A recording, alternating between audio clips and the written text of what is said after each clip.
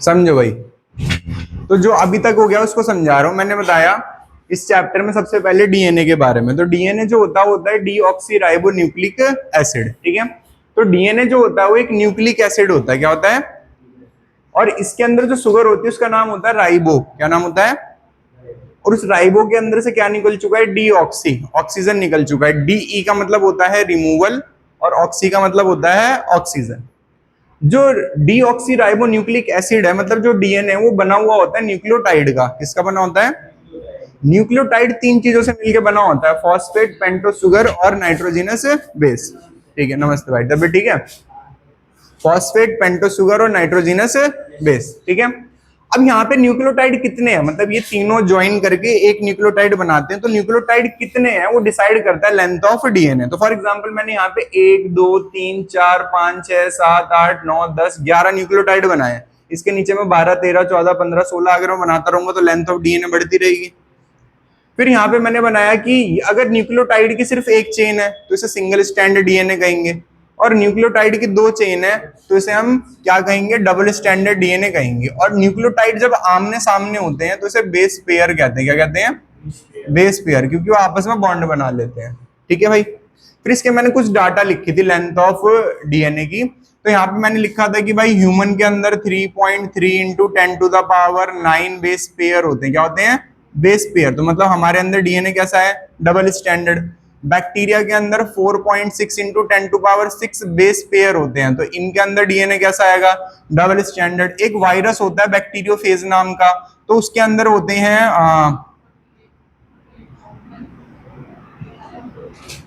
48,502 base pair. तो इसका भी डीएनए कैसा हुआ? डबल स्टैंडर्ड, ठीक है। और एक 5843 करके शायद किसी के अंदर होते हैं, और ये कितना होता है? ये होते हैं न्यूक्लियोटाइड। क्या होते हैं? न्यूक्लियोटाइड। तो न्यूक्लियोटाइड जो ये भी वायरस है, ठीक है। तो इस वायरस का नाम होता है 5174। इस वायरस का नाम होता है लैम्डा फेज, और ये होता है इकोलाई, और ये हो गया ह्यूमन का। किसका हो गया? ह्यूमन का, ठीक है। ये जो होते हैं ये सिंगल स्टैंडर्ड होता है। ये वाला कैसा होता है? क्योंकि इसमें हमने लास्ट में क्या लिखा? सिर्फ न्यूक्लियोटाइड लिखा। बेस पेयर लिखते तो डबल हो जाता। आई बात समझ में? फिर सवाल ये आता है कि भाई ये जो न्यूक्लियोटाइड होता है ये कैसे बनता है? तो उसके लिए क्या समझना पड़ता है? पहले पेंटोस शुगर समझनी पड़ती है, ठीक है। तो अगर तुम यहाँ पे राइबो देखोगे तो तुम्हें यहाँ पे भी राइबो दिखेगी, दिख रही है। तो पेंटोस शुगर 5 कार्बन की शुगर को कहते हैं। कितने कार्बन की? और इसके अंदर दो टाइप्स आते हैं, राइबोज और डीऑक्सी राइबोज। अगर मैं राइबोज को डीऑक्सी राइबोज का डायग्राम बनाऊं तो पहले 5 कार्बन की शुगर बना के दिखानी पड़ेगी। तो मैंने पहला कार्बन बनाया, दूसरा बनाया, तीसरा बनाया और चौथा बनाया। और चौथे और पहले के बीच में कौन फंसा हुआ है? ऑक्सीजन। पांचवा कार्बन इसकी वजह से कहां चला गया? बाहर। कहां चला गया? बाहर चला गया। इतनी बात समझ में आई सबको? यहाँ पे क्या होता है? थर्ड पोजीशन पे OH होता है, सेकंड पोजीशन पे OH होता है। थर्ड पोजीशन पे OH होता है, सेकंड पोजीशन पे OH होता है। पहली पोजीशन पे क्या होता है? OH होता है। और फिफ्थ पोजीशन पे भी क्या होता है? CH2OH होता है। समझ में आ गई बात यहाँ पे? ठीक है। अब यहाँ पे जो ये OH है पांचवे वाला, ये तो बॉन्ड बना लेता है फॉस्फेट के साथ। किसके साथ बॉन्ड बना लेता है? फॉस्फेट के साथ। तो यहाँ पे फॉस्फेट तो बना चुका बॉन्ड, ठीक है। और जो यहाँ पे पहली पोजीशन वाला है वो बॉन्ड बना लेता है नाइट्रोजिनस बेस के साथ। किसके साथ? नाइट्रोजिनस बेस के साथ। तो यहाँ पे पहला बॉन्ड जा चुका और पांचवा बॉन्ड जा चुका। क्लियर होगी बात यहाँ पे? तो ये जो स्ट्रक्चर बना ये कहलाया न्यूक्लियोटाइड। क्या कहलाया? और इस न्यूक्लियोटाइड के अंदर राइबोज है। क्या आएगा? क्योंकि राइबोज वो शुगर होती है जिसके सेकंड पोजीशन पे OH होता है, ठीक है। तो ये आरएनए की शुगर हो गई। किसकी शुगर हो गई? सॉरी, आरएनए का न्यूक्लियोटाइड हो गया। आरएनए का क्या हो गया? न्यूक्लियोटाइड। अगर हम बात करें डीऑक्सीराइबोज की, तो डीऑक्सीराइबोज में सेम, मैंने 5 कार्बन की पहले क्या बनाई? शुगर। यहाँ पे कौन फंसा हुआ होगा? ऑक्सीजन। 1 2 3 और 4, और पहले चौथे के बीच में कौन फंसा हुआ है? ऑक्सीजन। पांचवा कार्बन कहां चला जाएगा? बाहर। कहां चला जाएगा? बाहर। अब बताओ भाई शैव्य, पांचवे पे कौन जुड़ता है? फॉस्फेट। यहाँ पे मैंने कौन जोड़ दिया? फॉस्फेट जोड़ दिया। तीसरे पे क्या होता है? OH। क्या होता है? OH। और पहले पे भी क्या होता है? तो उस OH से कौन बॉन्ड बना लेगा? Nitrogenous base. तो डीएनए और आरएनए के अंदर किस चीज का फर्क दिखा? किसके सेकंड पोजीशन पे OH है और इसके सेकंड पोजीशन पे OH नहीं है।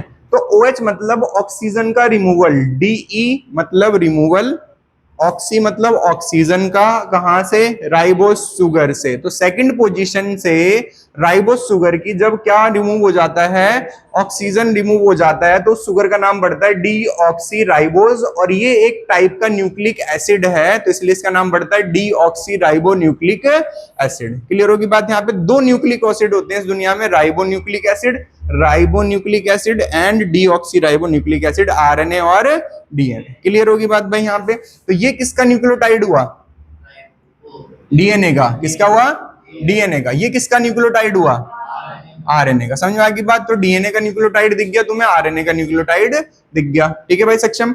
अब यहाँ पे बात करते हैं नाइट्रोजिनस बेस कौन से होते हैं, किसकी बात करेंगे, नाइट्रोजिनस बेस। तो भाई नाइट्रोजिनस बेस दो टाइप्स के होते हैं कार्तिक, कितने टाइप्स के, दो टाइप। एक होता है प्यूरिन, क्या होता है, और एक होता है पायरीमिडीन, पायरीमिडीन।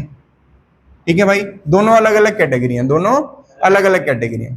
प्यूरिन कैसा है, नाइट्रोजिनस बेस क्या आएगा, तो ये मैंने बना दी इसके अंदर दो साइकिल, क्या बना दी, इसके अंदर यहाँ नाइट्रोजन फंसा है, यहाँ नाइट्रोजन फंसा है, और ये बेसिक है। साइकिल कितनी है, दो, तो ये डाइसाइक्लिक हो गया। पायरीमिडीन बनाया मैंने, हाँ है ना, जैसे यहाँ पे देखो, ये मैंने ये जो तुमने पूरा स्ट्रक्चर बनाया है, और ये डीएनए का एक पूरा स्ट्रक्चर का एक न्यूक्लियोटाइड बनाया है। तो ये एक न्यूक्लियोटाइड ये रहा, देखो ये रहा, ये रहा, दिख गया, क्लियर है। इसके नीचे फिर मैंने क्या बना दिया, एक और, फिर एक और, ऐसे करके मैंने 11 न्यूक्लियोटाइड बनाया। अब मैं एक और बना दिया इसके ऊपर, फिर एक और बना दिया इसके ऊपर, लेंथ बढ़ती जा रही है। तो जितने न्यूक्लियोटाइड आपस में जुड़ते रहेंगे उतनी डीएनए की क्या बढ़ती रहेगी, लेंथ। अभी जो नाइट्रोजिनस बेस होते हैं दो तरीके के, प्यूरिन और पैरीमिडीन, ये डाइसाइक्लिक होता है, ये मोनोसाइक्लिक होता है, क्योंकि इसमें सिर्फ एक साइकिल होती है। प्यूरिन जो होता है इसमें होता है एजी, क्या होता है, एजी, और इसमें होता है Cu2, क्या होता है, Cu2, है ना। हस्बैंड को एजी बोलते हैं तो एजी, ऑफिस जाते तो बोलते हैं Cu2, और गुस्सा हो तो यूं कह सकते हो जा Cu2, ठीक है। एजी क्यों बोलना है ना, तो क्या कह सकते हो, जा Cu2, है ना। तो यहाँ पे एजी कौन है, प्यूरिन में कौन कौन आता है, तो इसमें आता है एडेनिन, क्या आता है, एडेनिन पहला, दूसरा आता है गुआनिन, तीसरा आता है साइटोसिन, साइटोसिन, फिर आता है यूरासिल, यूरासिल, और फिर आता है थाइमिन, थाइमिन। तो ये 5 तरीके के क्या होते हैं नाइट्रोजिनस बेस पेयर। डीएनए जो होता है, डीएनए जो होता है उसके अंदर पाए जाते हैं, डीएनए जो होता है उसके अंदर पाया जाता है ए डबल बॉन्ड टी और जी ट्रिपल बॉन्ड सी। आरएनए जो होता है उसके अंदर पाया जाता है ए डबल बॉन्ड यू और जी ट्रिपल बॉन्ड सी। तो आरएनए और डीएनए के अंदर क्या पाए जाते हैं, डिफरेंस दिख गया तुम्हें, ध्यान दो यहाँ पे सभ्या। डीएनए में ए बॉन्ड करता है टी से डबल बॉन्ड, और जी हाइड्रोजन ट्रिपल बॉन्ड बनाता है सी से। आरएनए में क्या फर्क हो जाता है, टी की जगह यू आ जाता है। अगर मैं इसको अब इसको अगर मैं इसके हिसाब से दिखाऊं, तो इस वाली स्टैंड को मैंने बनाया, देखो ए टी, ठीक है। पहले मैंने यहाँ पे स्टैंड बना दी, स्टैंड बना दी तो मैंने लिखे यहाँ पे ए टी जी सी ए और ए, ये बन गई डीएनए की स्टैंड। क्लियर होगी बात। अब मैं इसको बना रहा हूँ, इसको मैंने बनाया, तो यहाँ पे न्यूक्लियोटाइड बना रहा हूं मैं, ए टी जी सी ए। अब यहाँ पे ए के आगे कौन आएगा, टी टी टी और टी, डबल स्टैंड डीएनए बन गया, ठीक है। तो तुमने बस यहाँ पे अभी सिर्फ क्या लगाना सीखा है, कोई एक बेस पेयर। तो मान लो एटीजीसी में से तुमने यहाँ लगा दिया ए, क्या लगा दिया, ए, नाइट्रोजिनस बेस लगाना है ना यहाँ पे, तो यहाँ तुमने कौन सा लगा दिया, ए। आरएनए में भी कौन सा लगा दिया, मान लो ए लगा दिया, नाइट्रोजिनस बेस कौन सा लगा दिया, ए। अब ये वाला नाइट्रोजिनस बेस इस बगल वाले से कैसे जुड़ेगा ये समझना है, और अपने नीचे वाले से कैसे जुड़ेगा ये समझना है, ठीक है। दोबारा बता रहा हूं, डीएनए डीऑक्सीराइबो न्यूक्लिक एसिड होता है, डीएनए न्यूक्लियोटाइड से बना होता है। डीएनए की लेंथ डिसाइड करती है किसके अकॉर्डिंग, न्यूक्लियोटाइड के अकॉर्डिंग। ये लेंथ बता दी डीएनए की मैंने। फिर ये न्यूक्लियोटाइड कितनी चीजों से मिलकर बना होता है, फॉस्फेट, पेंटोस शुगर और नाइट्रोजिनस बेस। पेंटोस शुगर दो तरीके की होती है, राइबोज और डीऑक्सीराइबोज, ठीक है। राइबोज 5 कार्बन की देख ली हमने, इसमें सेकंड पोजीशन पे OH होता है, और डीएनए के अंदर सेकंड पोजीशन पे OH नहीं होता, बाकी स्ट्रक्चर दोनों का क्या है, सेम है। क्लियर होगी बात। जब इन तीनों को एक साथ जोड़ दोगे तो क्या बनता है, न्यूक्लियोटाइड। डीएनए का ये आरएनए का बना और ये बना डीएनए का, ठीक है। अब यहाँ पे हमने बोला कि ये जो नाइट्रोजिनस बेस है कितने तरीके के होते हैं, दो तरीके के, प्यूरिन और पैरामिडिन। प्यूरिन जो होता है उसमें एजी आता है, इसमें आता है Cu2, ठीक है, या CUT, ठीक है। तो इनके नाम देखिए, एडेनिन, गुआनिन, साइटोसिन, यूरासिल और थायमिन। क्लियर है, बताओ भाई। ये डाटा, ये मैंने बिल्कुल चैप्टर के स्टार्टिंग में ही बताया था कि लेंथ ऑफ डीएनए डिसाइड करती है न्यूक्लियोटाइड पे। तो एनसीईआरटी में कुछ डाटा दे रखे कि हमारे अंदर कितने न्यूक्लियोटाइड होते हैं, ठीक है। तो हमारे अंदर बोला हुआ 3.3 इंटू 10⁹ बेस पेयर है, न्यूक्लियोटाइड नहीं क्या है, बेस पेयर। तो जब एक ए इसके साथ बॉन्ड बना लेगा, किसी और न्यूक्लियोसाइड के साथ बॉन्ड बना लेगा, तो उसको हम बेस पेयर कहेंगे। क्या कहेंगे? बेस पेयर कहेंगे। और जब तक बॉन्ड नहीं बनाएगा तब तक क्या कहेंगे? न्यूक्लियोटाइड कहेंगे। तो यहाँ पे जो यहाँ पे इन्होंने किसी से सामने बॉन्ड नहीं बनाया, तो ये क्या हो गया? न्यूक्लियोटाइड की चेन। और यहाँ बॉन्ड बना रखा है, तो ये क्या कहलाएगा? Base pair.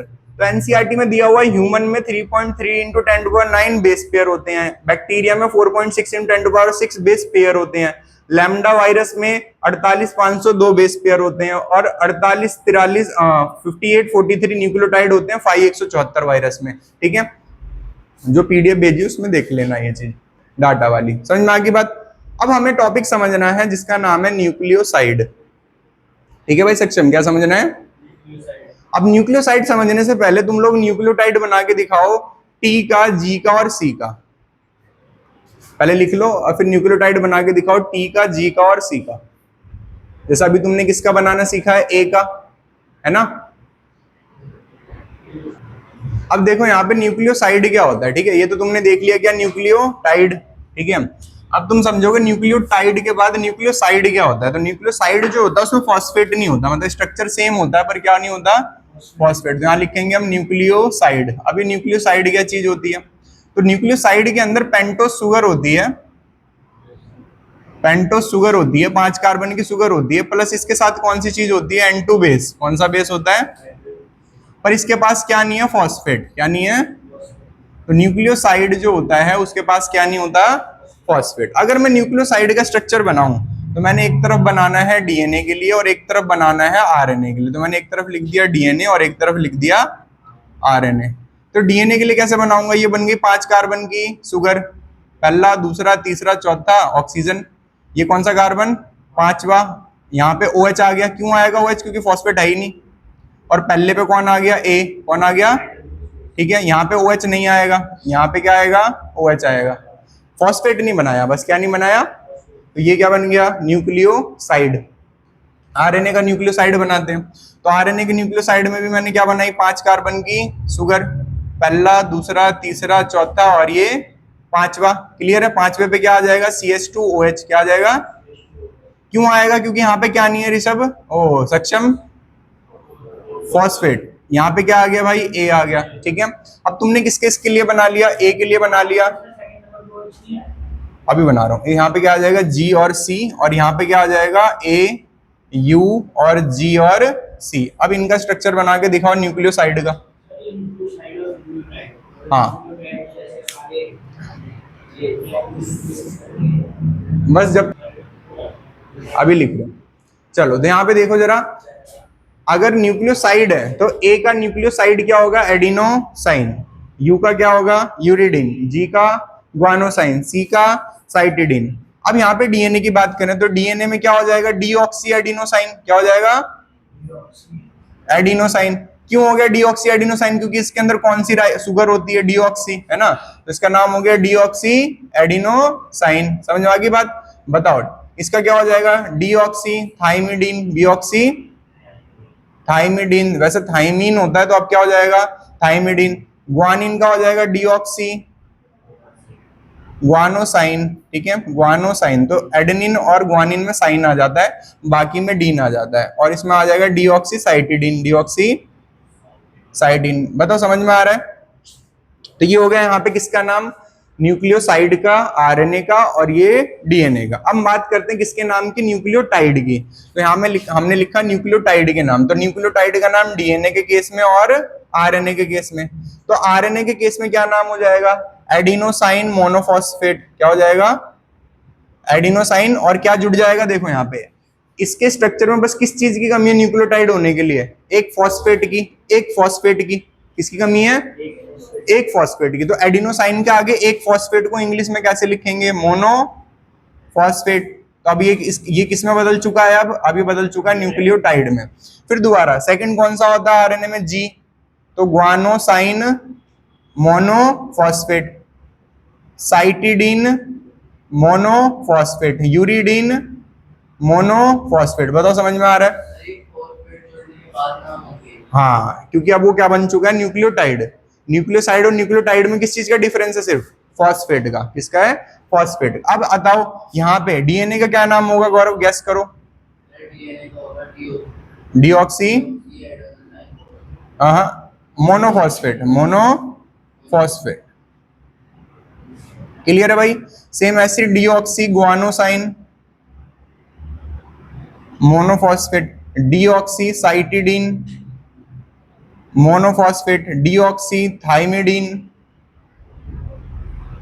Monophosphate. Hope so समझ में आ गया होगा। ठीक है, तो ये हो गया न्यूक्लियोटाइड का नाम और न्यूक्लियोसाइड का नाम। ये बहुत इंपॉर्टेंट है एग्जाम पॉइंट ऑफ व्यू से।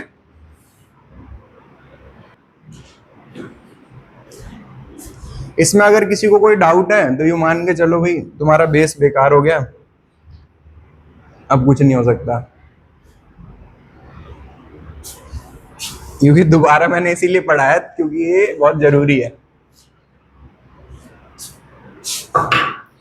तो अब हम समझेंगे पॉलीन्यूक्लियोटाइड चेन, पॉलीन्यूक्लियोटाइड चेन।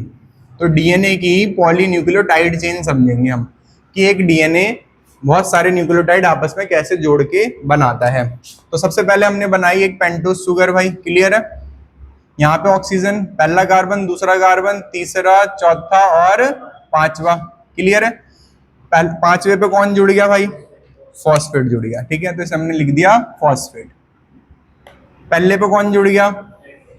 कोई भी जोड़ दो तुम, जी जोड़ना चाहे जी जोड़ दो, सी जोड़ना चाहे सी जोड़ दो, तुम्हारी मर्जी है। ठीक है, ये जो फॉस्फेट ने बॉन्ड बनाया इसका नाम होता है phosphodiester bond, phospho die ester bond, die ester bond. What is ester bond, इसकी भी बात करते हैं।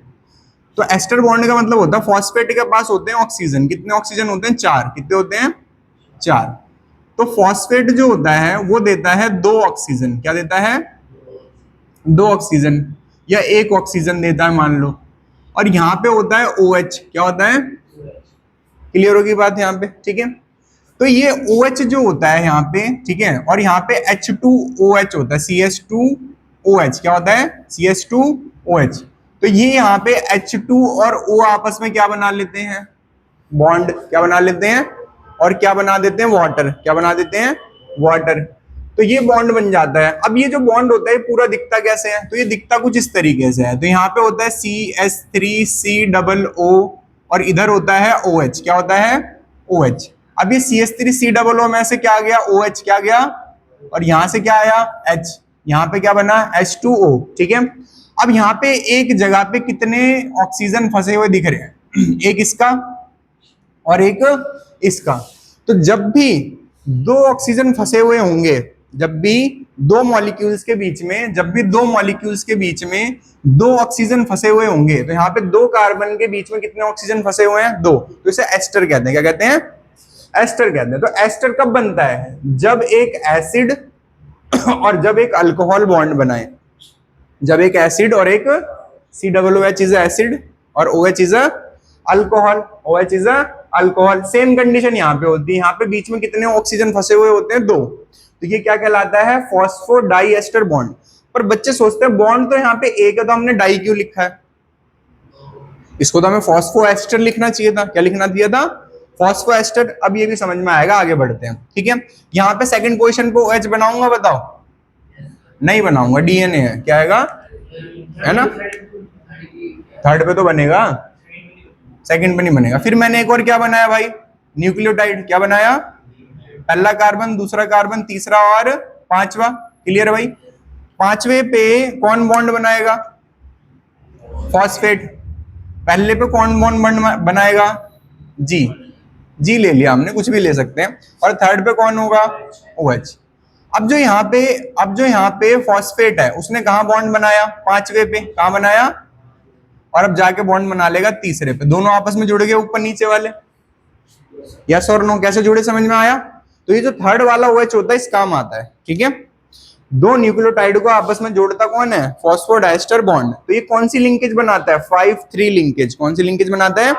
इसलिए इसका नाम होता है फॉस्फोडाइएस्टर बॉन्ड, क्योंकि दो जगह एस्टरिफिकेशन कर रहा है, ठीक है। तो इसलिए इसका नाम क्या होता है, फॉस्फोडाइएस्टर बॉन्ड नाम होता है इसका, ठीक है। तो ये कौन सी लिंकेज बनाता है, ये लिंकेज बनाता है 3,5 फॉस्फोडाइएस्टर बॉन्ड। कौन सा बॉन्ड बनाता है, 3,5 फॉस्फोडाइएस्टर बॉन्ड। अगर एक्यूरेट बोला जाए तो ये सिर्फ फॉस्फोएस्टर बॉन्ड है, क्योंकि यहाँ पे सिर्फ एक बॉन्ड है, और एक्यूरेट बोला जाए तो ये फॉस्फोडाइएस्टर है, क्योंकि यहाँ पे कितने बॉन्ड है, 2 बॉन्ड है। समझ में आ गई बात। हाँ, तुम्हें बस फॉस्फोडाइएस्टर ही बोलना, कोई नहीं पूछ रहा तुमसे, ठीक है। अभी जो फॉस्फोडाइएस्टर बॉन्ड होता है ये बैकबोन होता है डीएनए की। क्या होता है, ठीक है। तो ये होता है backbone of DNA, this is backbone of DNA. यहाँ पे फॉस्फेट बताओ भाई कार्तिक, फ्री है या बॉन्ड बना रहा है, फ्री है भाई। 5वें पे ये फ्री है, कहीं और बॉन्ड थोड़ी बना रहा है। ये वाला देखो यहाँ भी बॉन्ड बना रहा है, यहाँ भी बॉन्ड बना रहा है, तो ये फ्री नहीं है। तो 5वें पे क्या है, फ्री है। तो इसे कहा जाता है 5 डैश एंड। क्या कहा जाता है, तो जब 5वें कार्बन पे फॉस्फेट फ्री होता है तो उसे क्या कहते हैं, 5 डैश एंड। और जब तीसरे कार्बन पे OH फ्री होता है तो उसे कहा जाता है 3 डैश एंड। क्या कहा जाता है, क्योंकि ये OH आगे किसी से बॉन्ड ही नहीं बना रहा। क्लियर होगी बात यहाँ पे। तो डीएनए में एक स्ट्रैंड होती है 5 डैश से लेके 3 डैश, और डीएनए में दूसरी स्ट्रैंड होती है 3 डैश से लेके 5 डैश। तो इसे कहा जाता है कि डीएनए की दोनों स्ट्रैंड्स एक दूसरे के एंटी पैरेलल होती हैं। क्या होती हैं, एंटी पैरेलल का मतलब है दोनों की पोलैरिटी अलग है, बस, ठीक है। ये नहीं कि एक इधर भाग रही है, किधर भाग रही है। अब आते हैं इधर वाले पे, दूसरी तरफ वाले पे। तो दूसरी तरफ कैसे जोड़ेंगे, हमने यहाँ पे क्या क्या बना दिया, ए बना दिया, और हमने यहाँ पे जी बना दिया, यस और नो, है ना। तो इधर बनाएंगे। फिर हमने क्या बनाई, पेंटोस शुगर। पेंटोस शुगर कैसी बनानी होती है, उल्टी बनानी होती है इस साइड। यहाँ पे बनाया हमने कौन सा भाई, सेक्शन पहला, दूसरा, तीसरा, चौथा, और ये कार्बन नंबर 5। बताओ भाई पहले पे कौन आएगा, ए का उल्टा टी, कौन आएगा, कितने बॉन्ड बनेंगे इनके बीच में, 2 हाइड्रोजन बॉन्ड, 2 हाइड्रोजन बॉन्ड जुड़ गए दोनों आपस में, ठीक है भाई। अब आएंगे यहाँ पे 5वें पे। 5वें पे कौन जुड़ा हुआ होगा, फॉस्फेट। कौन जुड़ा होगा, तीसरे पे कौन होगा, क्या ये कहीं बॉन्ड बना रहा है, तो ये क्या हो गया, 3 डैश एंड। देख पा रहे हो, आगे बढ़ते हैं। इसके नीचे फिर एक और बनाएंगे, ये बना दिया, पहला कार्बन, दूसरा कार्बन, तीसरा कार्बन, चौथा कार्बन और 5वां कार्बन। क्लियर है भाई। तीसरे से कौन जुड़ जाएगा, फॉस्फेट। 5वें पे कौन आएगा, कहीं जुड़ रहा है, तो ये क्या हो गया, 5 डैश एंड। समझ आ रहा है, ठीक है।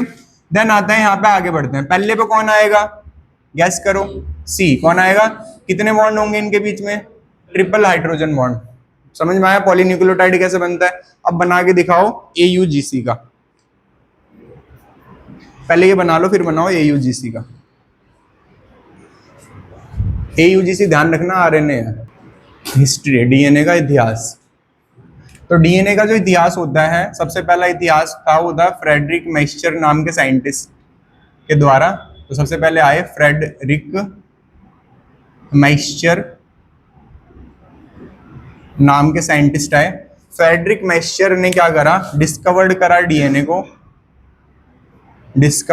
डीएनए को फ्रॉम पस सेल, डिस्कवर्ड डीएनए फ्रॉम पस सेल, और उसका नाम दिया, नेम्ड इट न्यूक्लिन, ठीक है। तो बस इतना ही था इसमें। तो ये हो गई पहली हिस्ट्री ऑफ डीएनए। फिर डीएनए का स्ट्रक्चर दिया वाटसन एंड क्रिक ने। तो इन्होंने बताया डीएनए का स्ट्रक्चर, ये इंपॉर्टेंट है।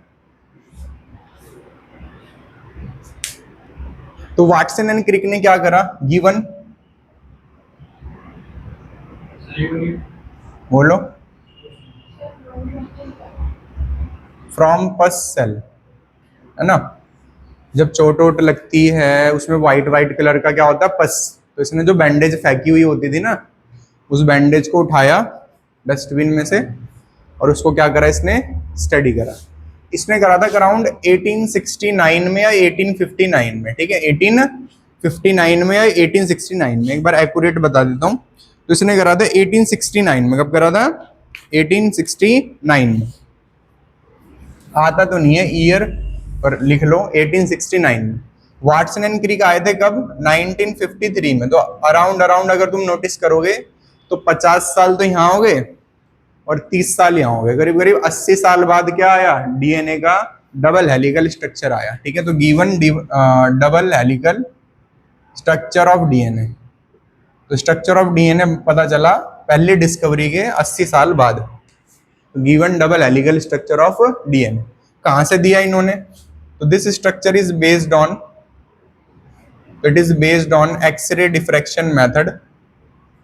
तो ये जो मेथड था इन्होंने किसका इस्तेमाल करा था? X ray diffraction method. जैसे रदरफोर्ड ने नहीं लाइट वो वेव मारी थी तो उसे स्ट्रक्चर समझ में आ गया था। ठीक है, तो इसने इस्तेमाल करा था x ray diffraction method developed by Frederick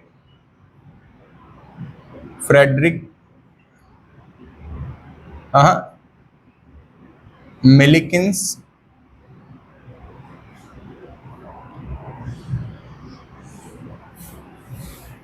ठीक है, बाय मिलिकिंस और एक साइंटिस्ट और थे, उनका नाम और लिख देते हैं, फ्रैंकलिन।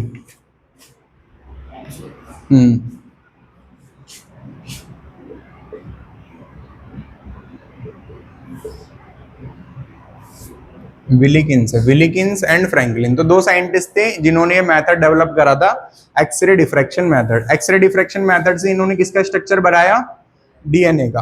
तो ये हो गया इनकी स्टेटमेंट। अब जो मेन इंपॉर्टेंट एग्जाम में आता है उसकी बात करते हैं। तो एग्जाम में आता है ड्रॉ करो double helical structure of DNA. इसको इरेज करते हैं पहले वाले को, तो पहले वाले को इरेज करते हैं और आते हैं double helical structure of DNA कैसा होता है। तो यहां पे मैंने बनाया double helical structure of DNA. अगर double helical structure of DNA को देखा जाए तो यहाँ पे एक तरफ होता है 5' एक तरफ होता है 3', एक तरफ होता है 3' और एक तरफ होता है 5'। क्लियर होगी बात यहाँ पे? तो यहाँ से पहला पॉइंट इन्होंने बताया कि both strands are antiparallel to each other. Both strand are antiparallel to each other. Both strands are antiparallel to each other. ये पहला पॉइंट समझ में आ रहा है सबको? ये मैंने अभी उसमें भी समझाया था, है ना, पॉलीन्यूक्लियोटाइड में। फिर उन्होंने बोला कि जो ये दोनों स्ट्रैंड्स होती हैं इसके अंदर ए डबल बॉन्ड बनाता है टी से और जी ट्रिपल बॉन्ड बनाता है किससे? सी से। ठीक है, ए डबल बॉन्ड बनाता है टी से और जी ट्रिपल बॉन्ड बनाता है सी से, जिसमें फॉस्फोडाइस्टर बॉन्ड होता है बैकबोन। ठीक है, तो ए बनाता है double bond with T and G बनाता है triple bond C, in which phosphodiester bond is backbone of DNA. In which phosphodiester bond क्या होता है DNA की? Backbone. In which phosphodiester bond is backbone of DNA. Second point में किसी को कोई डाउट? ठीक है, नेक्स्ट, जो ए और टी होते हैं और जी और सी होते हैं ये इक्वल डिस्टेंस मेंटेन करके रखते हैं दो स्ट्रैंड्स के बीच में, इक्वल दूरी मेंटेन करके रखते हैं। A and T, G and C maintain equal distance between strands. बताओ क्लियर है? ठीक है।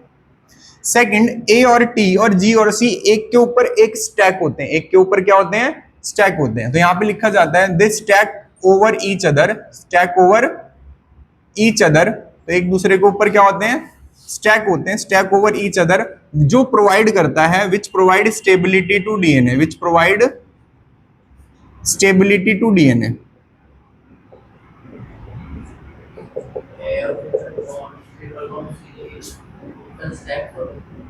ये एक दूसरे के ऊपर आ जाते हैं ऐसे ऐसे, जैसे ईंटें लगती है ना एक के ऊपर एक, तो एक के ऊपर एक क्या करते हैं? स्टैक करते हैं। इस वजह से क्या प्रोवाइड करते हैं? Stability to DNA. बताओ 3 पॉइंट में कोई डाउट है?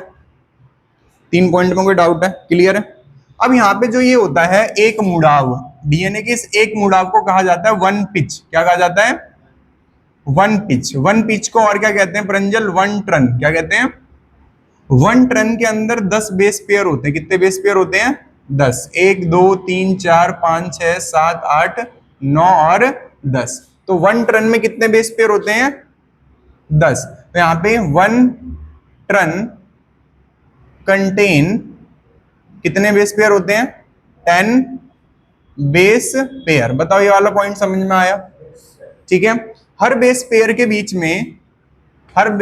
बीच में कितना डिस्टेंस होता है इरम? 3.4 एंगस्ट्रॉम। कितना होता है? 3.4 एंगस्ट्रॉम का मतलब होता है 10 टू द पावर -10, है ना? तो इसको हम लिख सकते हैं 0.34 नैनोमीटर। क्या लिख सकते हैं? 0.34 नैनोमीटर। ठीक है। तो यहां पे लिखेंगे distance between two base pair is 3.4 angstrom या 0.34 नैनोमीटर। बताओ जी, यहां तक कोई डाउट है किसी को? समझ में आ रहा है? बताओ। तो अगर 2 के बीच में ये डिस्टेंस है तो 10 के बीच में क्या डिस्टेंस होगा? अगर 2 के बीच में ये डिस्टेंस है तो 10 के बीच में कितना होगा? तो 1 pitch is equal to 1 pitch का डिस्टेंस कितना होता है? बोलो जी, 1 पिच का डिस्टेंस कितना होता है? 10 मल्टीप्लाई बाय 3.4 एंगस्ट्रॉम, जो क्या आ जाता है? 34 एंगस्ट्रॉम। ठीक है। तो एक पिच का कितना डिस्टेंस होता है भाई? एंगस्ट्रॉम, या इसको लिख सकते हैं 3.4 नैनोमीटर। क्या लिख सकते हैं? 3.4 नैनोमीटर। ठीक है। -9 और +-10 का फर्क है ना। 10 बेस पेयर होते हैं और एक से दूसरे बीच में कितना डिस्टेंस होता है? 4 एंगस्ट्रॉम का। तो 10 के बीच में कितना हो गया? 34 एंगस्ट्रॉम का, या इसका दूसरा लिख सकते हैं 3.4 नैनोमीटर। बताओ जी, किसी को कोई दिक्कत है इन 4 पॉइंट में? कोई बात ना समझ में आई हो? इन्होंने कौन से डीएनए को स्टडी करा था? बी टाइप डीएनए को। इसको स्टडी करा था, they studied B type DNA. कौन सा डीएनए स्टडी करा था? B type DNA. B type DNA जो होता है उस डीएनए को, उसके डीएनए की रोटेशन कैसे होती है? क्लॉकवाइज। कैसे होती है?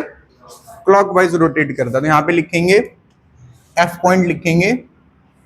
तो हेलिक्स जो होती है वो रोटेट करती है। कैसे? हेलिक्स रोटेट करती है कैसे? क्लॉकवाइज। कैसे रोटेट करती है? क्लॉकवाइज। इसे कहते हैं राइट हैंडेड डीएनए। क्या कहते हैं? Right handed DNA. तो ये कौन सा डीएनए होता है? Right handed DNA. एक डीएनए होता है जेड टाइप। कौन सा होता है? Z type. तो इन्होंने जेड टाइप पे तो स्टडी करा ही नहीं था, इन्होंने कौन सा करा था? B type. तो जेड टाइप डीएनए के अंदर 12 बेस पेयर होते हैं एक टर्न में, और ये कैसा होता है? Left handed. कैसा होता है? तो मतलब ये कैसे रोटेट करेगा? Anti clockwise. कैसे रोटेट करेगा? Anti clockwise. और ये कैसे रोटेट करेगा? क्लॉकवाइज। ठीक है। तो वो strand are antiparallel, phosphodiester bond backbone equal distance maintain करती है, स्टेबिलिटी देती है। 10 बेस पेयर होते हैं, इतना डिस्टेंस होता है, 1 पिच में इतना डिस्टेंस होता है। बी टाइप डीएनए को इन्होंने स्टडी करा था और ये रोटेट करता है कैसे? क्लॉकवाइज। होप सो क्लियर है भाई? 5 नंबर का टॉपिक है, स्टार लगा लेना विद डायग्राम।